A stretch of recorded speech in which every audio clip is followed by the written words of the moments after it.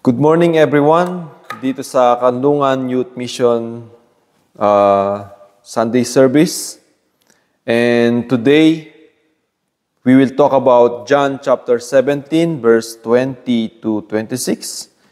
This is about Christ's prayer for His disciples and believers everywhere.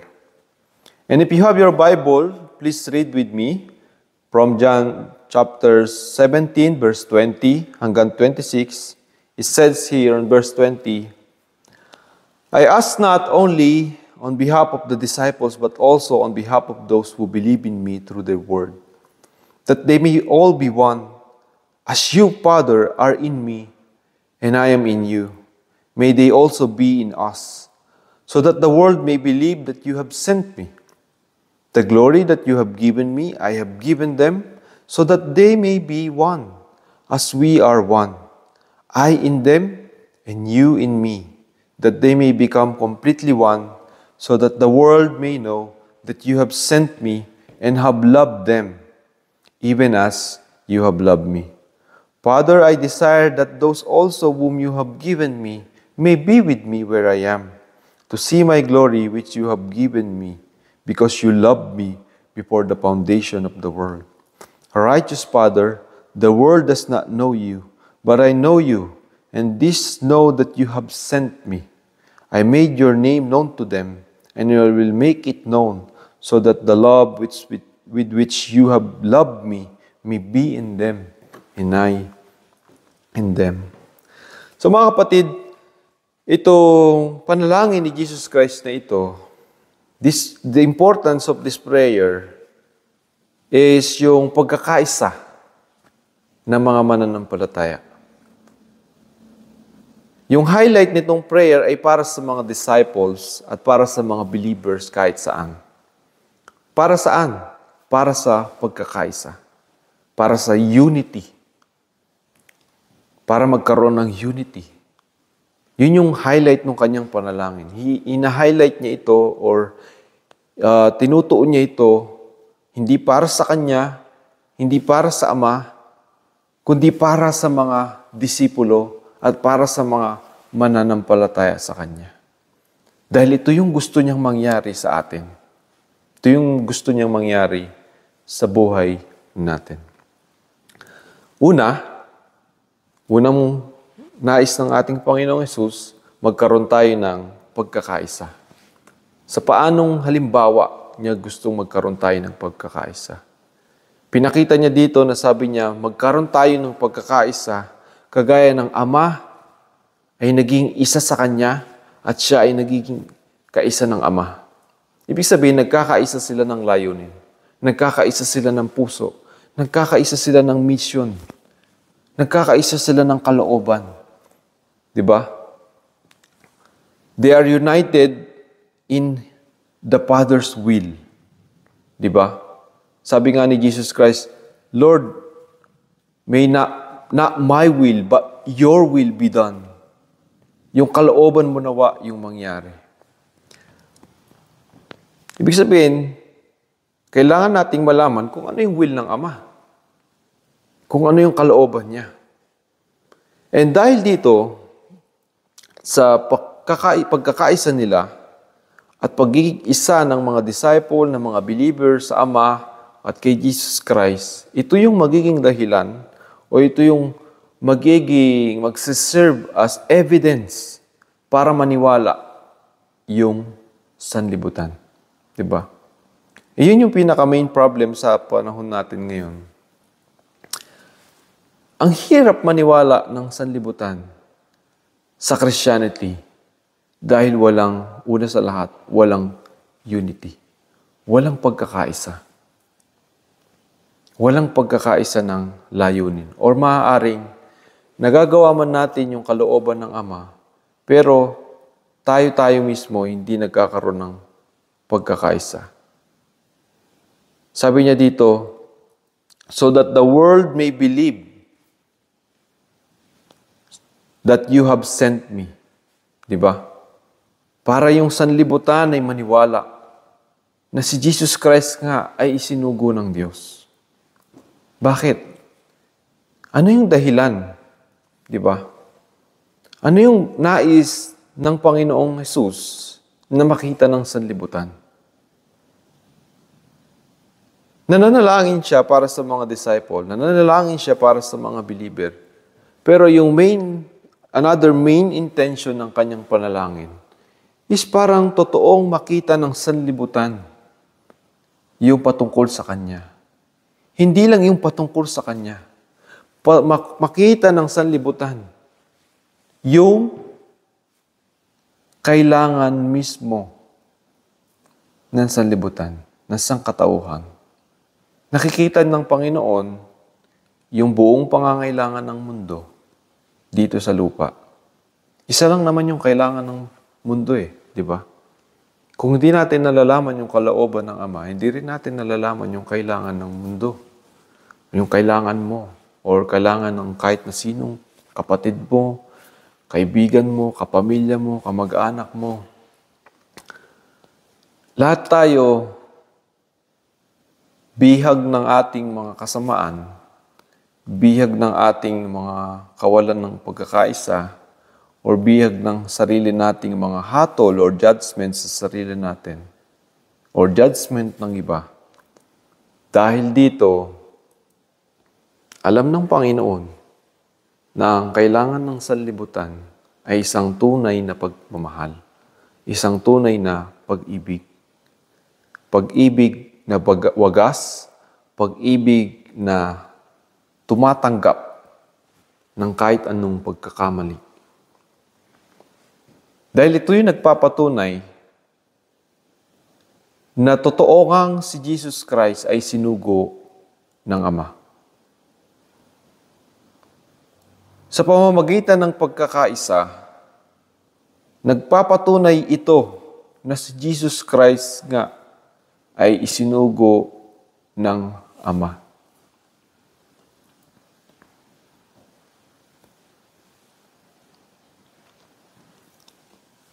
Sabi niya, yung glory na ibinigay mo sa akin ay ibinigay ko sa kanila. The glory that you have given me, I have given them, so that they may be one as we are one. Para magkaisa sila. Yung glory ng Ama naranasan natin, yung glory ni Jesus sa buhay natin ay naranasan natin. Dahilan para makilala mo yung kapwa mo believer, makita mo si Kristo sa buhay niya, kung paano nagbago, kung paano niyang tinanggap, hindi kung paano siyang nagpapaka-perfecto, ma-please ka lang dun sa gusto mong makita, kundi ang nais ng Diyos na makita mo sa Kanya ay tinanggap niya si Kristo at pinipilit niyang paglabanang baguhin yung pagsubok na meron siya sa kanyang buhay. Makita mo yung glory ni Jesus. Makita natin yung glory ni Jesus sa bawat isa nang sa gayon, hindi yung hatol natin, hindi yung pagkukondem natin yung namamayani sa atin, hindi yung pagka-perfectionist natin yung namamayani sa atin, kundi magkaroon tayo ng bukas na puso dahil tayo man din ay tinanggap ni Jesus. At naranasan yung kanyang kaluwalhatian, naranasan yung kanyang pagliligtas, naranasan yung kanyang pagmamahal. At kung hindi natin yun makikita, yung glory na yun, kung hindi natin yun makikita sa ating kapatid, at ang hahanapin natin yung maging perfecto sila, ma-please nila tayo, ma-please nila yung mga inarte natin, ma-please nila yung mga, di ba, yung mga pagka-perfectionist natin, ma-please nila yung lahat ng iniisip natin na hindi naman nila alam, mawawala yung glory ni Kristo na dapat makita natin sa puso nila, sa buhay nila. And hindi magkakaroon ng pagkakaisa. Kaya nga sabi niya, the glory that you have given me, I have given to them, so that they may be one. Na makita lang nila yung pagkakaisa as we are one. Pero hindi madalas yan yung nangyayari. Dahil napakahalaga kay Jesus, sa ating Panginoong Jesus, yung makita ng mundo yung pangangailangan niya, pangangailangan nila. Makita ng mundo, maipabahagi sa mundo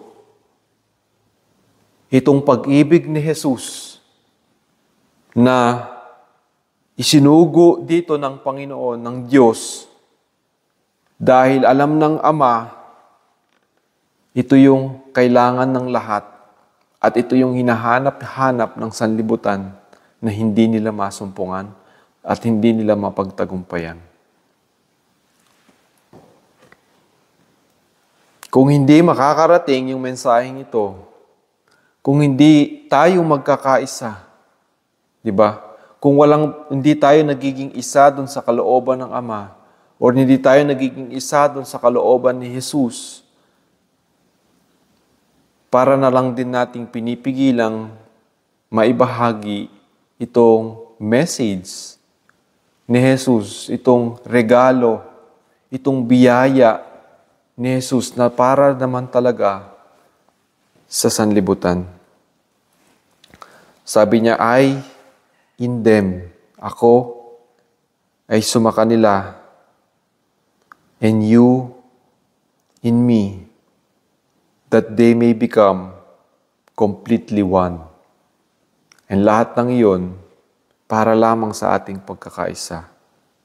Bakit? So that the world may know, sabi ulit ni Jesus, that you have sent me and have loved them. Showed them the love that they need or that they are seeking for throughout their life. Tayo na minsang naghanap nitong pag-ibig na ito, pinakita sa atin ito ni Jesus. Sabi niya, and have loved them, so that the world may know that you have sent me and have loved them. Sabi niya, nang makita ng sanlibutan na sinugo mo ko at nakita ko kung paano ko silang minahal. Dahil alam ni Jesus, alam ng Ama, na ang kasanlibutan din ay naghahanap ng pagmamahal na ito. Let this be an evidence that love is present in me.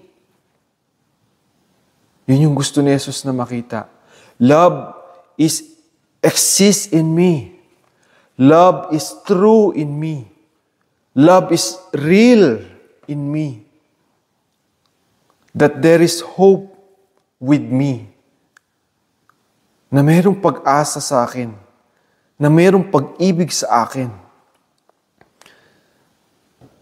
And have loved them even as you have loved me.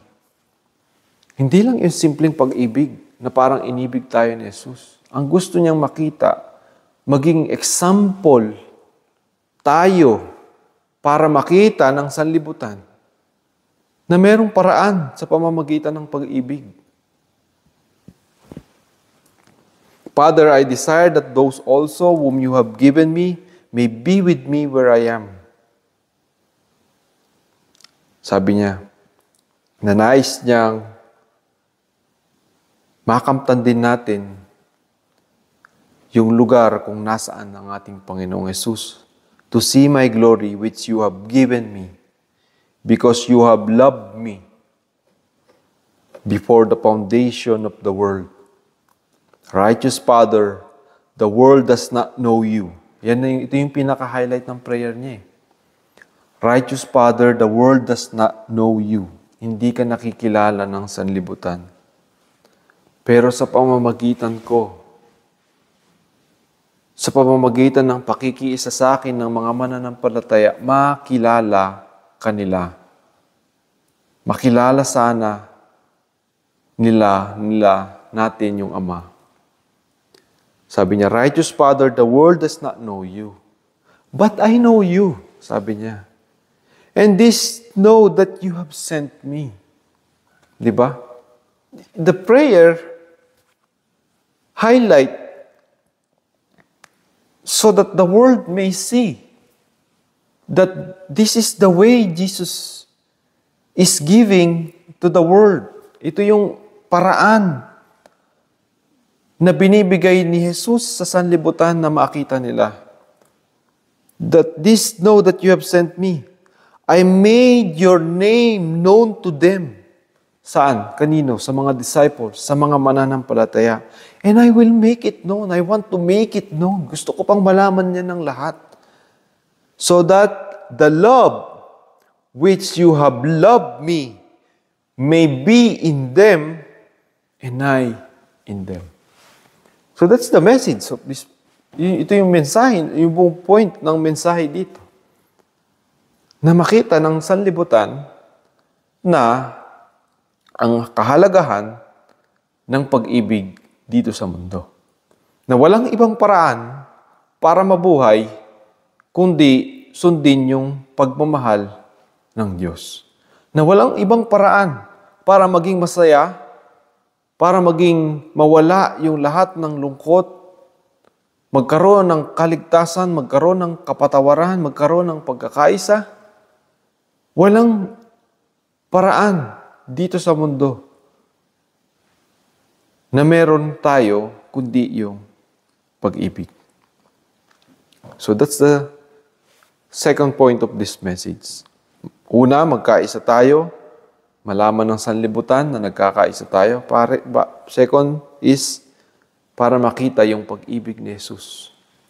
Na ito lang yung natatanging daan dito sa mundo para magkaroon ng tunay na kapayapaan. Bakit naisip ni Jesus yung kahalagahan nito? Ngayon, gusto kong malaman ninyo or i-highlight pa ng konti, bakit ba mahalaga yung pag-ibig? Wala na bang mas hahalaga pa dyan? Ano ba ang mangyayari kung hindi natin nakikilala yung pag-ibig ng Diyos? So the third point of this message is this. Yung title ko nga na The Trap of Self-Righteousness. Yung trap na paulit-ulit nahuhulog yung mga tao. Diba? May tatlong paraan akong bibigay na halimbawa kung paanong nahuhulog yung tao at bakit unang highlight ng message na ito kung bakit kailangan ng mundong makilala yung pag-ibig bilang daan dito sa buhay. Bakit kailangang malaman ng mundo yung pag-ibig ni Jesus bilang daan dito sa buhay? At una sa lahat, bakit ito ang naisip ng Diyos na paraan para dito sa mundo?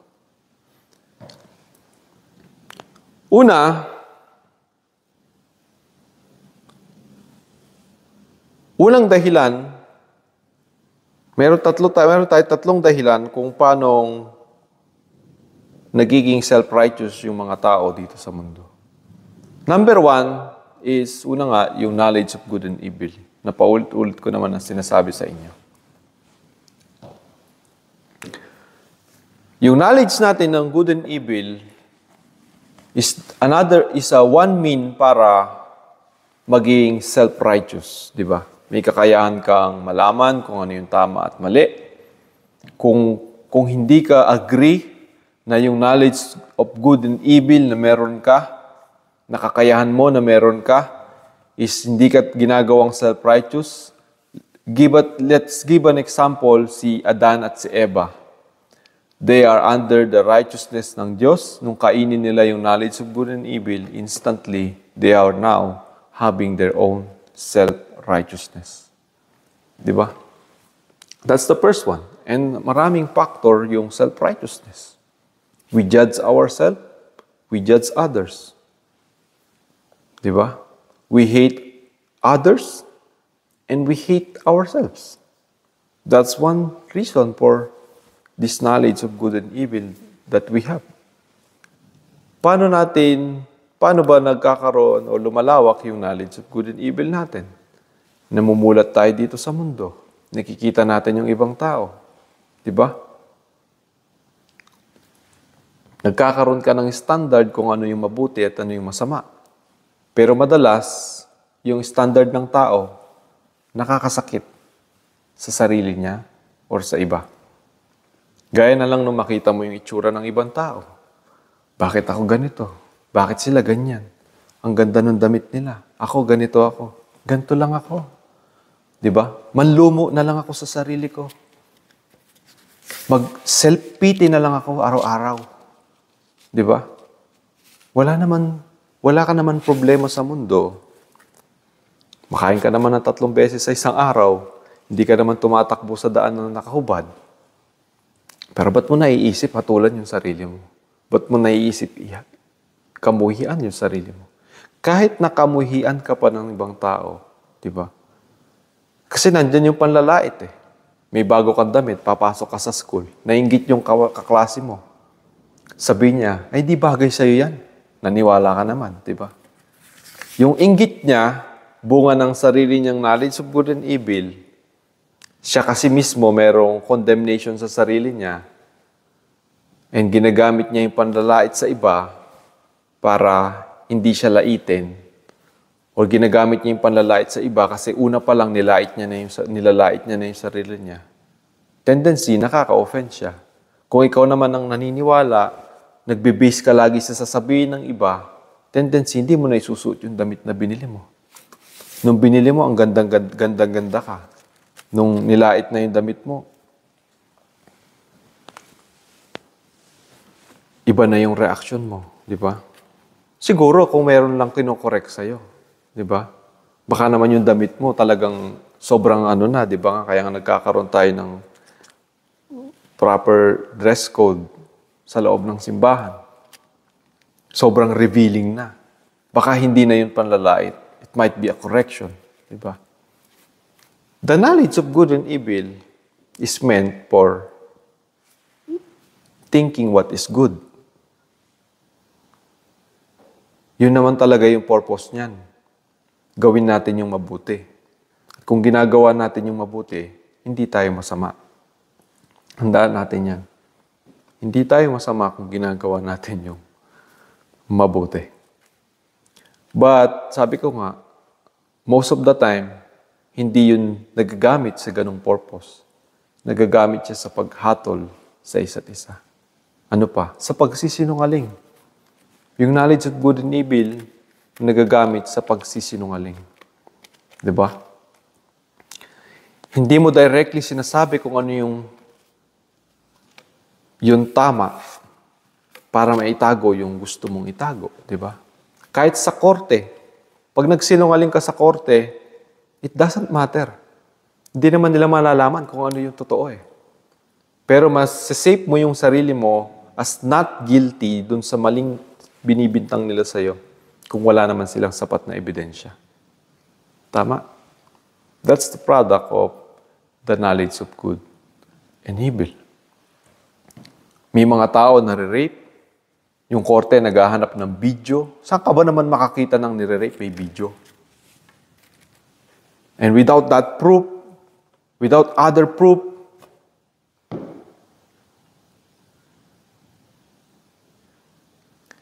walang justice. Nagkakaroon ng injustice sa mundo.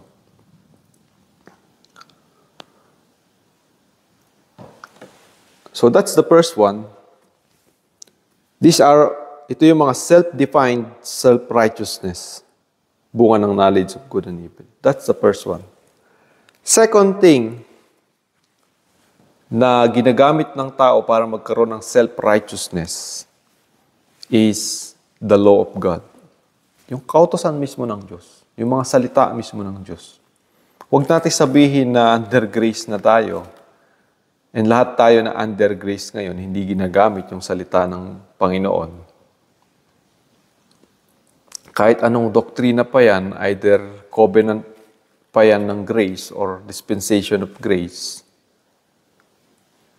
As long as we say under grace na tayo ngayon, it doesn't mean hindi na natin ginagamit itong mga salita ng Diyos na parang under ng kautusan. Anong ibig ko sabihin? Matalino tayo, marami tayong nalalaman, marami tayong pwedeng sabihin patungkol sa tama at mali. Alam natin yung doctrine ng salvation, alam natin yung lahat ng tinuturo ng Bible about kaligtasan. Pero wala naman tayong pag-ibig. Wala tayong pagmamahal. Ang namamayagpag pa rin sa atin, yung integrity na para bang nagkaroon ka ng authority sa sarili mo dahil ang dami mo nang nalalamang tama. Nalalaman mo yung salvation, nalalaman mo yung grace, pero nagkaroon ka ng authority. Nagkakaroon ka ng feeling of authority na tendency, nagiging judge ka. Pag nagiging judge ka dun sa righteousness na nalalaman mo, pag nagiging hatol ka sa iba, bunga ng righteousness na nalalaman mo, hindi ka namumuhay sa pag-ibig ni Jesus. Or hindi ka nagiging isa sa Ama doon sa mensahe ng pag-ibig. Nagiging isa ka doon sa kautusan. The very best example dito is yung mga Pariseo. Yung mga Pariseo, hindi sila naging Pariseo dahil under sila ng kautusan. Diba? Hindi nila kinokondemn yung mga tao dahil under sila ng law. Hindi yun yung point. Under kasi sila ng Old Testament, kaya kinondemn nila si Jesus Christ. Hindi yun yung point. Kinondemn nila si Jesus Christ dahil yung law ng Panginoon, yung law ng Ama, yung Ten Commandments at yung iba pang mga kautusan na ibinigay sa kanila ay naging self-righteousness nila. Tendency, imbis na makita nila yung liwanag ng kautusan patungkol kay Kristo, naging bulag sila na yung pag-ibig na ipinakita ni Kristo na sa iba't ibang paraan, sa pagpapagaling, pagpapakita ng mga himalang hindi pa nakararanasan ng sanlibutan, pagbabuhay yung isang patay, makalakad yung pilay, makakita yung bulag, hindi nila nakita. Ang nakita nila, yung self-righteousness na nasa puso nila, na naging dahilan kaya sila bulag, naging bulag at hindi nakita yung totoong dapat naging bunga ng kautusan. Sa panahon natin ngayon, it does not change that. Hindi nababago yun. Hindi natin pwede sabihin, under grace na tayo, wala tayong kinokondemn na kahit na sino. No. As long as you exercise like an authority to judge anybody because of their imperfection, you are working out something na kagaya ng mga Pariseo. Sabi nga kanina ni Jesus, di ba? The glory that you have given me, I have given them. Nakita mo yung glory ni Jesus kung paano nagbabago yung puso araw-araw, nagsisisip yung puso araw-araw ng iyong kapatid. Pero hindi mo nakikita yung pagsisisi niya. Ang nakikita mo, yung imperfection niya at yung mga bagay na hindi niya napiplease sa'yo. Na sa maraming simbahan, maraming ganyan na nangyayari sa loob ng simbahan mismo. Although mas maraming nangyayaring ganyan sa labas ng simbahan. Yung mga tao, piniplease yung bawat isa. Pag hindi mo na-please, may magko-condemn sa'yo, may magre-reject sa'yo, may cancel culture na tinatawag. Kakancel ka nila sa samahan nila, i-reject ka ng mga tao. That's the very message of self-righteousness. That opposes the love na ino-oppose itong pag-ibig ni Jesus, ng Diyos. Kaya nga, nakita na ng Diyos na ito yung kailangan ng mga tao. Ito yung solusyon sa sanlibutan, yung pag-ibig, hindi batas ng tao. Hindi rin naging solusyon yung batas ng Diyos, yung kautusan. Dahil lalo lang naging highlight kung paano naging makasalanan yung mga tao. na madalas tayo din mismo, kahit gaano pa kadami yung alam mo sa Bible, kung hindi mo nakikita yung glory ni Jesus sa pagbabago ng iyong kapatid, at ang nakikita mo sa kanya yung kanyang imperfection, gaano ka naiinis sa kanya, na hindi mo kayang magtiis even do sa maliit na nagagawa niyang mali.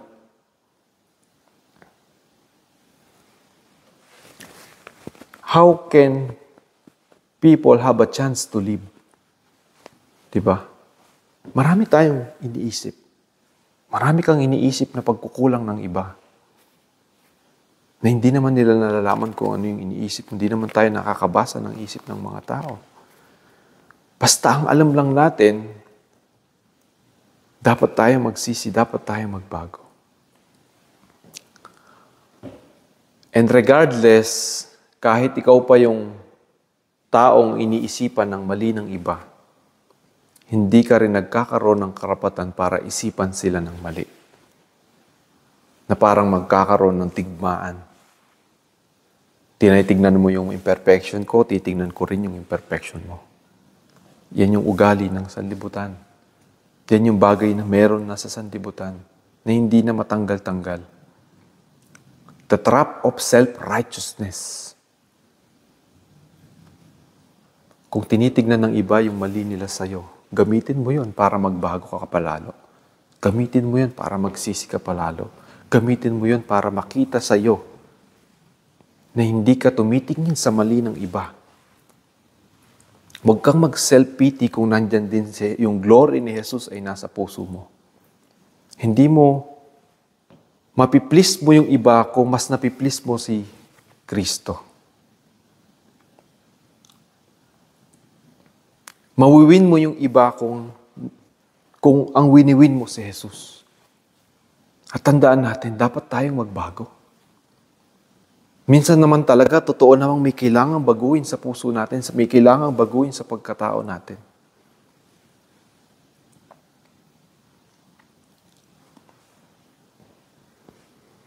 May kailangan tayong matutunan. May kailangang ayusin sa atin. And not most of the time, di ba? Not most of the time pwede tayong pagsabihan. Not most of the time pwede tayong turuan o makinig doon sa mga nakakatanda sa atin, doon sa mga magulang sa atin, sa mga magulang natin. Not most of the time. We are teachable. Pwede rin natin sabihin, sabi nga doon sa book of Jude, they're using the grace of God, they turn the grace of God as a license to commit evil deeds. Iniisip nila, ligtas na ako. Kilala ng Diyos yung puso ko, nagbabago, pero nagpapatuloy ka doon sa paggawa mo ng masama at ayaw mong baguhin. Matuto tayong magkaroon ng humility and humbleness na kahit na hindi naman tama yung iniisip sa atin ng ibang tao, iniisip pa rin natin na mayroon talagang dapat baguhin o ayusin sa atin. And in this way, lagi kang mag-i-improve, lagi kang magkakaroon ng pagbabago sa puso mo. Hindi ka nanlalaban. At nagkakaroon ng pagkakaisa yung mga mananampalataya. So the law of God, ginamit ng mga Pariseo para magkaroon sila ng self-righteousness. Una, the knowledge of good and evil. Pangalawa, yung law of God ni mismo. Pangatlo is the law of man. What is the law of man? The government laws. Very best example, mga politicians. Tatayo ka sa harapan, tatayo ka sa telebisyon, magpapakita ka ng mga na-accomplish mo, magpapakita kung paano kang tumutulong sa iba, paano ka nag-aabot ng tulong sa iba, pero kapag nakaupo ka na doon sa inuupuan mo, hindi naman yun yung totoo mong ginagawa. Ginagamit mo yung iisipin ng ibang tao na ginagawa mong mabuti, pero hindi naman talaga yun yung intention mo. The law of man. Nagkakaroon ka ng posisyon sa gobyerno Dahil kilala ng tao na isa kang taong masunurin sa batas, pero ikaw mismo ginagamit mo yung batas para gumawa ng maraming korupsyon na laman na totoo namang laman ng puso. Na yun naman talaga yung laman ng iyong puso at isip sa una pa lang. Self-righteousness. Ginagamit mo yung batas ng gobyerno para magkaroon ng authority. Diba? Ang dami nakaupo ngayon na nakakataas sa mundo. Yung nagpapakita ng injustices, na dahilan kung bakit maraming injustices. Pagkakampi-kampi, pagsisipsipan, pagkakampihan, palakasan, diba? Nauna kang pumunta, uunahin yung kakilala nung kamag-anak nung nakaupo, nung mga nasa opisyal na nakaupo. Hindi patas yung laban. Diba? Kahit sa mga scholarship, sinong kakilala mo? Kakilala mo ba si ganyan? Kakilala mo ba si ganyan? Ay, wala po akong kakilala. O unahin nila yung kakilala nila. Makita mo yung kakilala nila, apat yung scholarship. Yung 3, ginagawa na lang allowance. Ginawang allowance yung scholarship. Nakalibre ka na ng pag-aaral, may allowance ka pa, pero may 3 taong hindi nakapag-aral dahil sa'yo.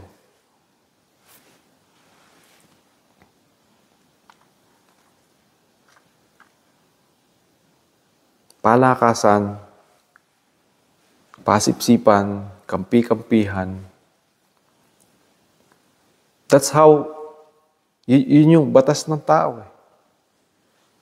The law of the government was being abused for injustices. Diba? Pag marami kang pera, mas kakampihan ka ng batas. Yung walang pera, puro injustices yung mararanasan niya. So, magtataka ba tayo kung bakit naisip ng Diyos na yung pag-ibig talaga yung kailangan ng tao? Magtataka ba tayo kung bakit ganun na lang hinighlight ni Jesus itong prayer na ito? Nasabi niya, Lord, Ama, maging isa sila sa iyo.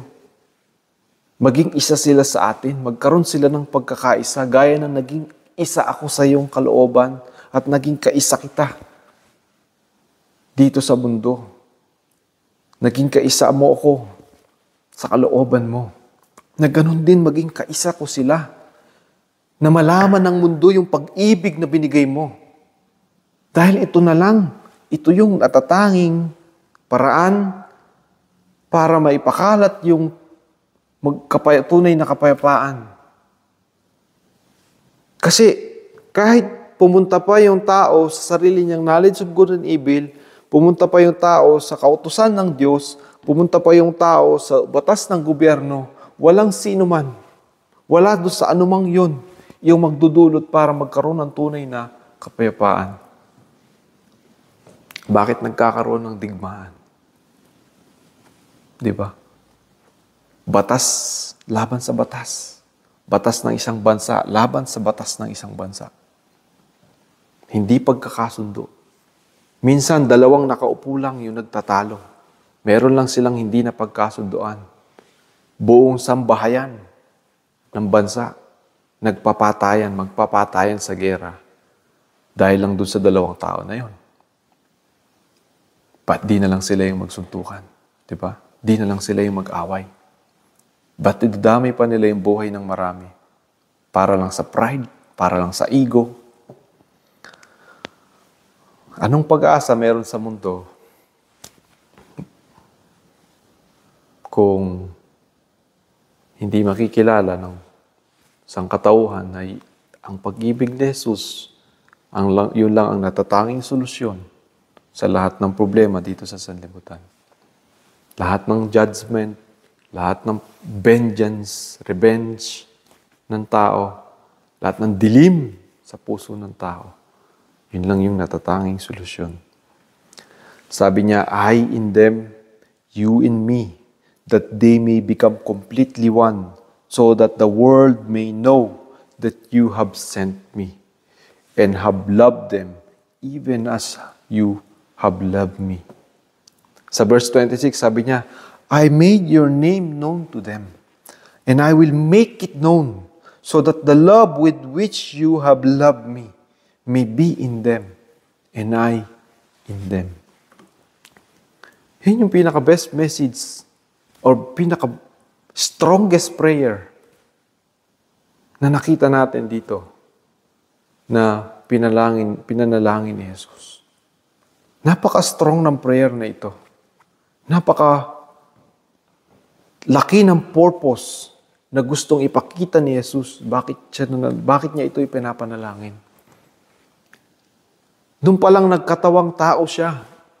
Nakita niya na yung kulang at pangangailangan ng sanlibutan. Even yung kahahantungan ng sanlibutan. Kaya naman napaka-eager niyang ipanalangin itong panalangin na ito sa Ama. Na para lang sa pagkakaisa natin, makita ng sanlibutan, yung tunay na solusyon sa mundo na walang iba kundi yung pag-ibig na ibinigay ng Diyos sa atin. Amen.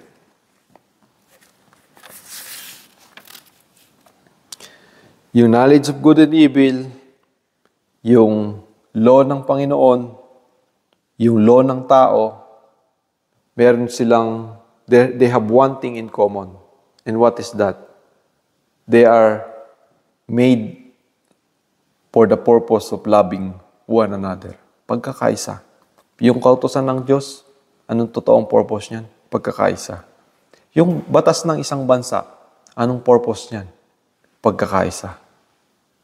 But there is one same problem they have in common. Lahat yan ginagamit ng tao doon sa self-righteousness. The trap of self-righteousness. We use it, ginagamit natin yan para humusga, para magparusa, para maghiganti, para magsinungaling, para mag-reject, di ba? Para mag-obtain ng posisyon, para mag-corrupt, para laitin yung ibang tao, para laitin yung sarili natin. Ano pa? Para maabot yung pinnacle ng righteousness, di ba? Maraming pinnacle, hindi lang yung righteousness yung example diyan. Even sa physical na anyo, physical na itsura. Inaabot natin yung pinnacle. Di ba? Sinong pinakamaganda? Sinong pinakagwapo? Nagiging basis ng lahat. Di ba? Nagiging basis ng mga tao yung mga celebrity. Na kapag hindi niya kamukha si ganito, kailangan lahat nakikiuso. Kailangan lahat ganyan, kahit pangit ng tignan. Pero dahil ito yung ulit-ulit sabihin ng marami, nagiging maganda sa pandinig ng iba. May nag-umpisa sa make-up, hanggang sa dumami yung nakalagay sa mukha. Merong hindi na kontento, nagpatangos ng ilong, nagpahaba ng baba, nagpaganda ng pisngi, nagpalaki ng labi, nagpahulma ng muka.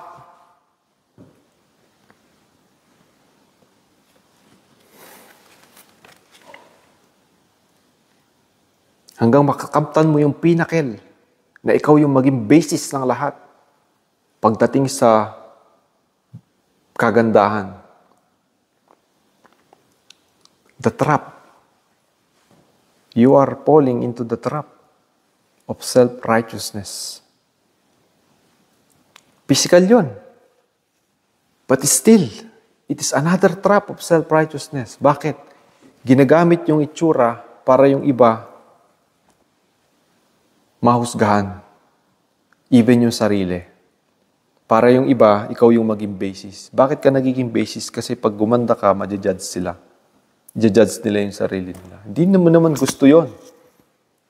Pero nandun kayo sa circle ng paikot-ikot, na paiba-iba lang kung sino yung ngayon yung pinakamaganda, pinakagwapo, ito yung pinakamaganda, pinakagwapo. And lahat ng nandun sa baba, magkakaroon ng depression, magkaroon ng self-pity. Bakit mo magagawing basis yun?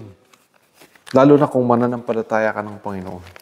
Lalo na kung iniligtas ka na ng Panginoon. Anyway, bago tayo dumating sa ating hapunan, manalangin muna tayo. Ama, maraming salamat po sa oras na ito. And nawa sa mensaheng ito, Ama, ay nagkaroon ng kalakasan yung lahat at nakapakinig, Panginoon, ng iyong salita. And nawa, Ama, ay tunay na napapurihan ka sa aming buhay. Tunay na dadakila ka ngayon, Ama, sa mensaheng ito. At nawa, yung gabay ng iyong banal na Espiritu, Panginoon, ay magpatuloy para turuan yung bawat isa, Panginoon, na mamuhay ng tama, mamuhay ng ayon sa iyong kalooban. Nang sa gayon, Ama, manumbalik yung bawat isa sa iyo. Manumbalik yung puso namin sa iyo, Ama. Manumbalik yung pakikiisa namin sa iyo, Ama. Mawala o hindi mabaling yung tuon ng aming pansin, Ama, sa mga walang kabuluhang bagay dito sa mundo. Kahit pa anong ihusga o sabihin ng tao sa amin. Mas pahalagaan namin yung importansya ng iyong salita. Mas pahalagaan namin yung importansya ng iyong mga mensahe sa amin, Panginoon. Sapagkat ito ang magdadala sa amin, Panginoon. Sa kung nasaan ka ngayon, Ama. Sa kung nasaan ngayon ang aming Panginoong Yesus. At malayo kami, Panginoon, sa temptation ng sanlibutan na alam naming magbabagsak lang sa amin kapag dumating, Panginoon, ang punto na ito'y sobrang lumalabis na at nagiging dilim na sa aming mga puso at kaisipan. Nagiging hatol na sa aming mga sarili at sa bawat isa. Tulungan mo kami, Ama, na ma-renew palagi yung aming isip. Tulungan mo kami, Ama, na maligtas sa kapahamakan at sa mga kasinungalingan ng kaaway na ginagamit niya upang mahusgahan namin yung aming mga sarili at yung bawat isa. Maraming salamat, Ama. Nawa patuloy ka naming mapupurihan at maitaas at mapasalamatan sa aming buhay. Ito ang aming dalangin in Jesus' name. Amen.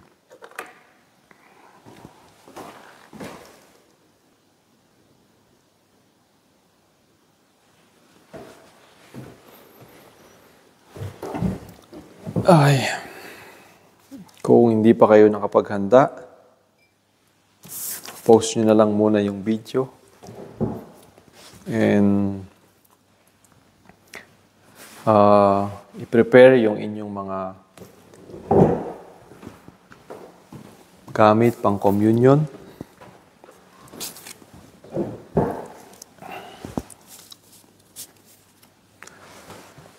So,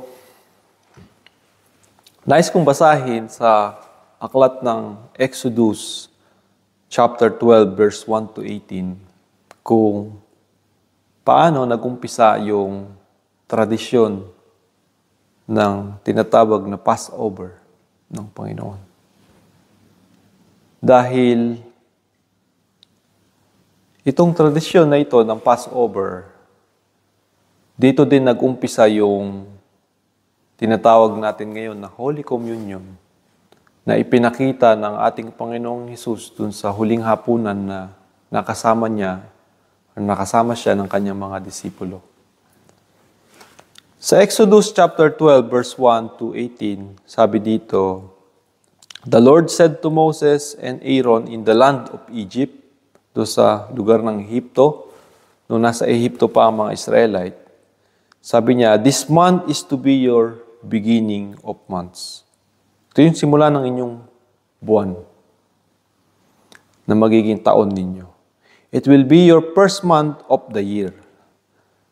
Now tell the whole community of Israel, in the 10th day of this month, they each must take a lamb for themselves according to their families, a lamb for each household."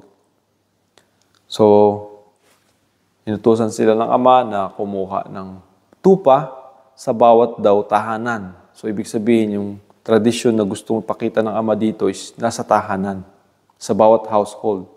Hindi sa templo Kaya ko na-highlight yung tahanan dahil yung tradisyon, nakasanayan sa loob ng tahanan. If any household is too small for a lamb, the man and his next door neighbor are to take a lamb according to the number of people.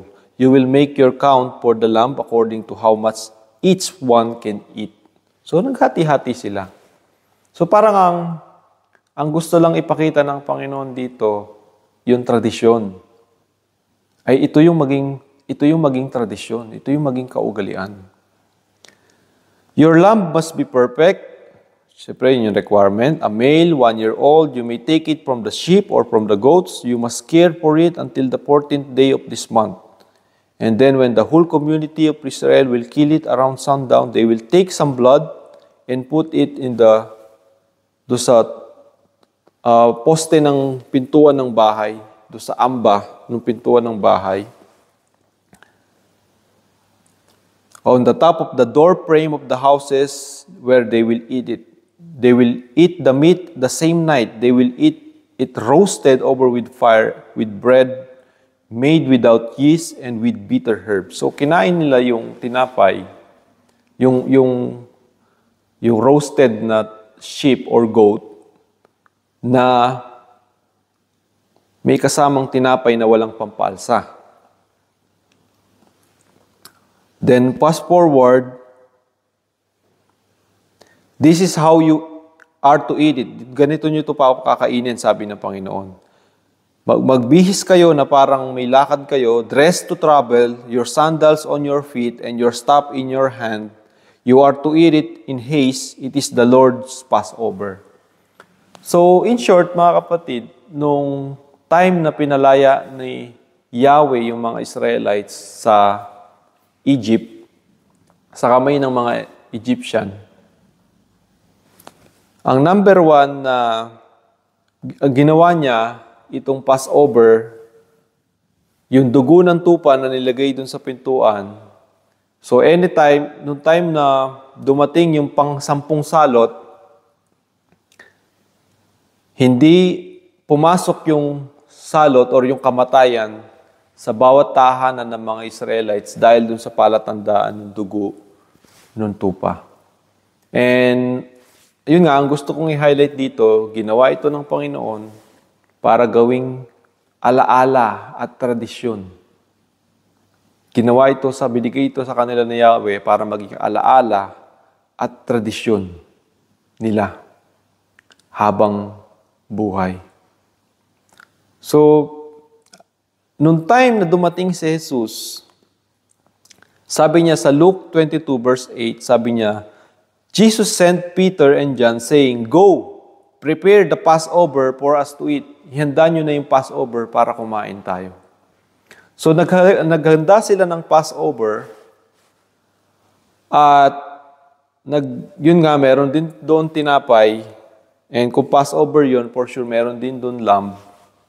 Pero ang ginawa ni Jesus sa kanila ay pinalitan niya yung tradisyon ng Passover into this Holy Communion dahil yung lamb na kakainin nila doon is naging lamb doon si Jesus Christ. Si Jesus mismo yung magiging lamb. Kaya naman, mga kapatid,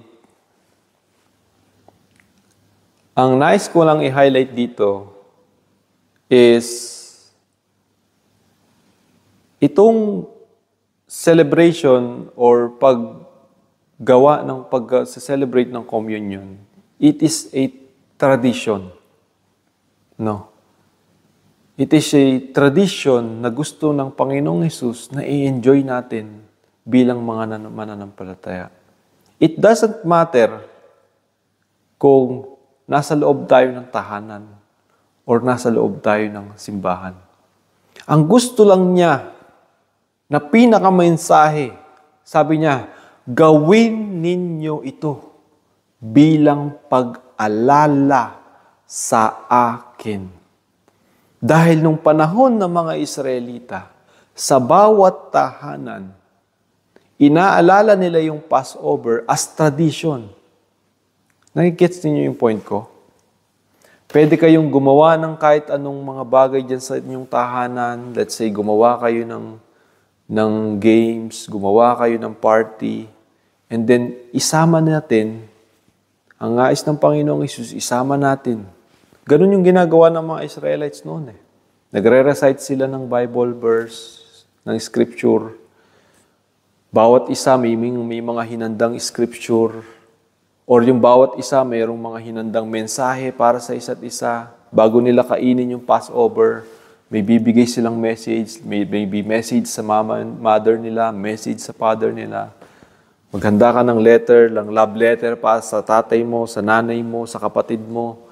And on the day of that Passover, babasahin nila yung mga yun. Pag dumating yung pamatak yung oras ng Passover, sabay-sabay sila ngayong kakain ng Passover bilang pag-alala doon sa ginawa ni Yahweh para sa kanila na hinilabas sila sa kamay ng mga Egyptian. Pero tayong mga Christian, sa panahon ngayon, ilan lang yung gumagawa nitong tradisyon na ito na para bang napaka-private, napaka-high standard, napaka hindi mo pwedeng alalahanin kung hindi ka nasa posisyon or hindi ka something na mataas ang posisyon. Wala namang iba sinabi si Jesus. Ang sinabi lang niya, gawin niyo inyo ito bilang pag-alala sa akin. Kung magpa-Passover tayo, kahit nasa loob kayo ng tahanan, maghanda kayo ng mga love letter sa isa't isa. Maghanda kayo ng mga beautiful words para sa isa't isa. Beautiful words para sa Diyos. Maggawa ka ng tula para sa Diyos. Basahin mo. And then pag nakita ng bawat nakatapos na magbasa yung bawat isa, sabay-sabay kayong hatiin ng isa, maybe yung head ng tahanan, hatiin niya yung tinapay, ibigay niya sa bawat isa, o ibinigay yan sa atin ni Jesus, alalahanin natin yung ginawa niyang pagliligtas sa atin, yung grace na inibigay niya sa atin. Kumuha tayo ng wine, ibuhos natin, ihanda natin, kumain tayo ng salo-salo. Di ba? Yun yung message. I mean, in the simplest form, yun yung idea na gusto ni Jesus na gawin natin. But, sabi ko nga, because of sometimes formality or maybe high standard, may mga chances na napapalayo na tayo doon sa tradisyon. Oo, sabihin na nga natin, importante yung standard. Importante yung parte na bago nyo kina-commemorate yan, nagpe-prayer tayo, nagde-devotion tayo, humihingi tayo ng tawad sa Panginoon. Pero wag nating aalisin yung joy doon sa tradisyon. Wag nating aalisin yung kasiyahan na binigay sa atin ni Jesus na sundin itong tradisyon na ito. Pwede natin gayahin yung panahon ni Jesus. Anong ginawa niya? Hinugasan niya yung paa ng mga apostol, di ba? It's a form of love. Hinugasan niyo yung kamay nila, yung kanilang mga paa, bago nila gawin yun. Lord, wag mong hugasan yung paa ko. Ako dapat maghugas ng paa mo. Hindi, sabi ni Jesus, akong gagawa nito sa inyo dahil minsan ko na lang itong magagawa para sa inyo. Pwede nating palitan yung mga bagay na yun ng iba pang mabubuting bagay. Kasama ng tradisyon na ito na tinatawag nating Holy Communion. Amen. Kaya nga, doon sa Book of Acts, sabi niya, every day they continue to gather together by common consent in the temple courts, breaking bread from house to house, sharing their food with glad and humble hearts. Diba? Kahit simpleng dinner, after nilang mag-dinner, pwede silang mag-breaking of bread. Kung merong may sakit sa loob ng tahanan, kahit yung ama pwedeng mag-breaking of bread. Bakit? Bilang pag-alala. Yun lang ang message natin kapatid. Bilang pag-alala sa ginawa sa atin ng ating Panginoong Jesus. Wala tayong nilalabag. Kung hindi natin ito aalalahanin at hindi natin ito gagawing tradisyon, hindi natin ito gagawing something na parang, di ba? Ang dami nating tradisyon sa mundo eh. Birthday, ang daming party, ang daming enjoyment. Bakit ito hindi naging parte ng ating mga kaarawan? Bakit ito hindi naging parte ng ating mga piyesta? Bakit ito hindi naging parte ng ating mga Pasko? Bakit itong breaking of bread hindi naging parte ng bagong taon? Diba? Sa loob ng tahanan. Bakit? Kasi masyadong nang natago sa loob ng simbahan. Nagigets ninyo? Kaya naman marami yung may sakit. Marami yung hindi gumagaling. Sa Book of Acts, meron pa nga yung parting dinadalaw nila yung may mga sakit at naghahati-hati sila ng tinapay para makakain ng tinapay at makainom ng wine yung mga may sakit. At pinapagaling sila nito. Bakit? Dahil sa pananampalataya, pag-alala ng pananampalataya kayo sa ating Panginoong Yesus. Makita ito ng mga bata. Diba? Makita ito ng mga kabataan. Ay, may ganito palang tradisyon sa loob ng tahanan si nanay at si tatay. Ay, may ganito pala. Ang sarap naman ng tradisyon na ito. Sana araw-araw kaming ganitong tradisyon. Diba? Araw-araw, linggo-linggo, or maybe once a month, kahit once a month, di ba? Kaya nga, para sa akin, yung gathering na sama-sama tayong nagbe-breaking of bread is napaka-importante. Pero alam naman natin na sa loob ng simbahan, minsan hindi mo naman nakakilala yung mga tao. Hindi ka na nakikipagkilala. Yung iba dyan, nag-a-attend lang. Susulpot lang, hindi mo nakausap, hindi mo man kilala yung pangalan, di ba, sa malalaking simbahan. Tapos aalis na. Sabihin, nag-communion. Communion. Communion is about the body of Christ. It's not just the body. We are part of that body. Tapos di mo naman nakakausap yung kakilala, kaibigan, yung kasama mo sa simbahan. Kumusta mo lang? Kumusta ka na? Sino ka? Ano pangalan mo? Pero yung buhay niya, hindi mo kaisa. Yung pag-ibig niya, hindi mo kaisa. O yung buhay mo sa kanila, hindi ka nila kakilala. Unknown. Diba? Pare-pareho kayong may private life. What is the body there? The body starts inside the family. Diba? Kaya nga, they break bread from house to house eh. Yung Passover, sinabi ba ni Yahweh sa kanila, magsama-sama kayo sa isang lugar at kainin ninyo yung Passover? No. In each of your houses. Hindi kailangan magsama-sama kayo ng isang lugar para hindi kayo daanan ng salot. Sapat na yung nasa loob kayo ng inyong mga tahanan. Magbihis kayo ng maganda, di ba? Mag-ayos kayo ng suot, and then celebrate the Passover. And every year, maraming Israelites yung nag-e-enjoy sa celebration ng Passover. Marami yung nag-aabang. Even yung mga bata, yes, Passover na, yes, Passover na, yes, Passover na.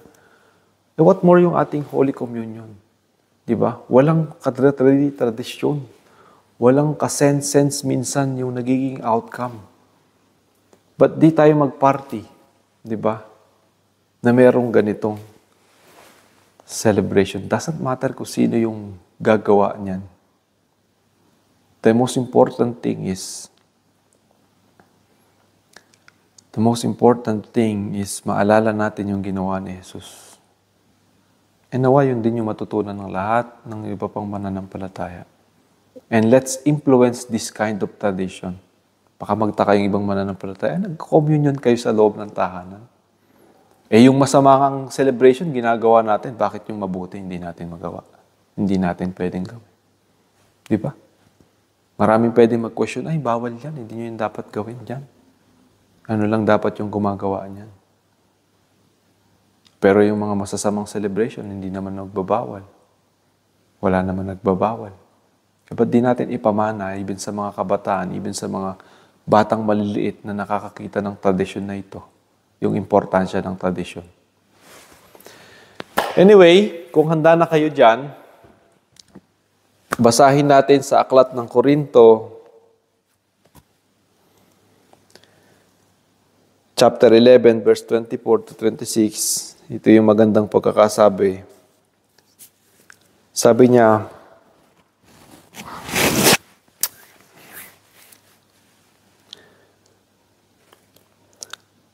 verse 24, and after he had given thanks, Kinuha ni Jesus yung tinapay at nagpasalamat sa Ama.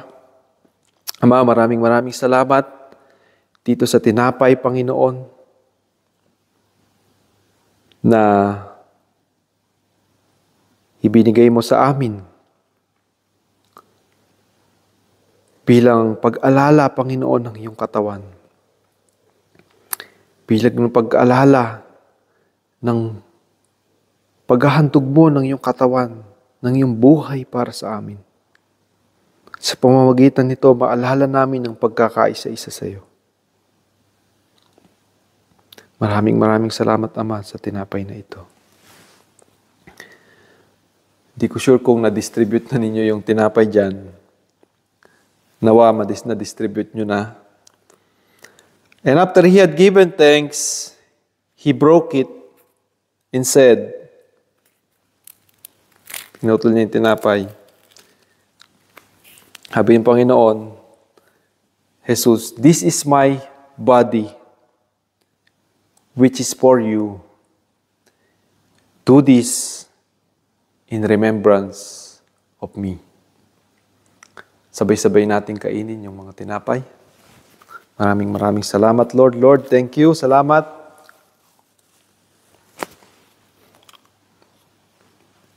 Sa pamamagitan nito, inaalala namin yung ginawa mo para sa aming buhay. Distribute nyo na rin yung wine o yung inumin.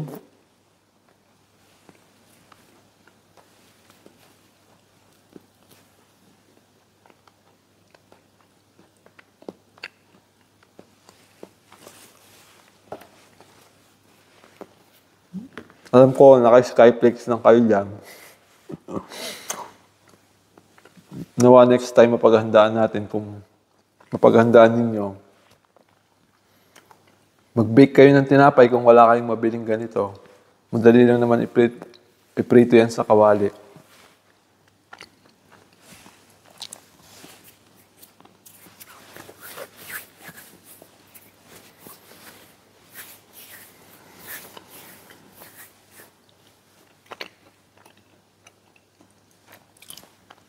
Pagkatapos nito, in the same way, he also took the cup, and after supper, saying,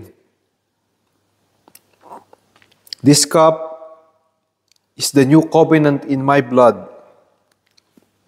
Ito yung bagong kasunduan sa pamamagitan ng aking dugo, sabi ni Jesus.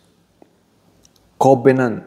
Naalala ninyo yung covenant na ito is patungkol sa pag-ibig. The covenant of loving one another. This cup is the new covenant in my blood. Do this every time you drink it in remembrance of me. Panalangin natin yung ating mga inumin. Ama, salamat po sa inuming ito na simbolo, Panginoon, ng inyong dugo na ibinubod para sa amin, para sa kapatawaran ng kasalanan. Na sa pamamagitan nito, Ama, natutunan namin yung tunay mong pag-ibig at pagmamahal sa amin. At dahil dito, Ama, naranasan namin ang iyong pagliligtas. Naranasan namin ang iyong lubos na pagmamahal sa pamamagitan ng iyong dugo na ito, na bumuhos, na naging dahilan ng pag-aalay mo ng iyong buhay, Ama. Nawa maalala namin yung tradisyon na ito sa bawat oras, sa bawat araw ng aming buhay. Maraming salamat, Ama. Sabay nating inumin yung ating mga katas ng ubas. And nawa next time, makabili din kayo ng totoong katas ng ubas.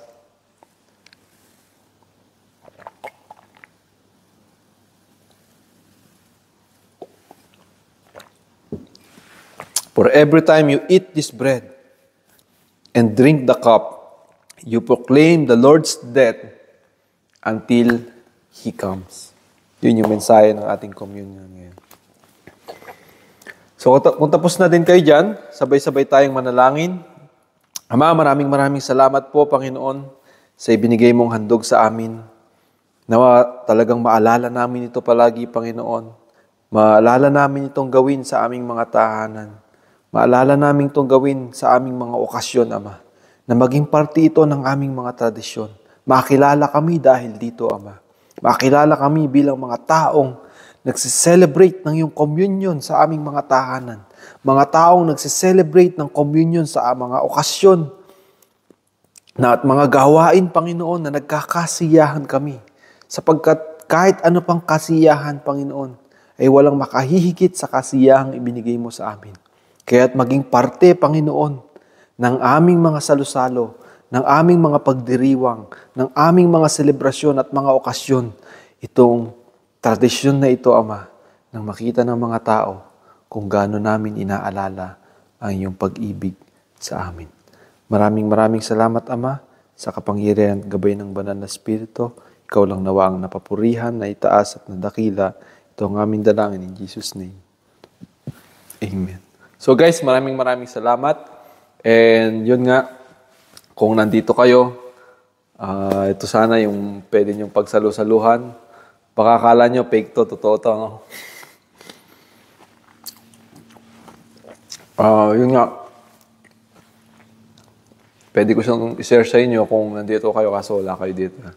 So next time, pag mag-communion, hopefully, bago nyo mapanood yung video na ito, nasabihan ko kayo na maghanda. Anyway, maraming salamat and God bless sa inyong lahat. God bless din sa mga nakikinig dito sa Sunday service ng KYMC. Maraming salamat and glory to God.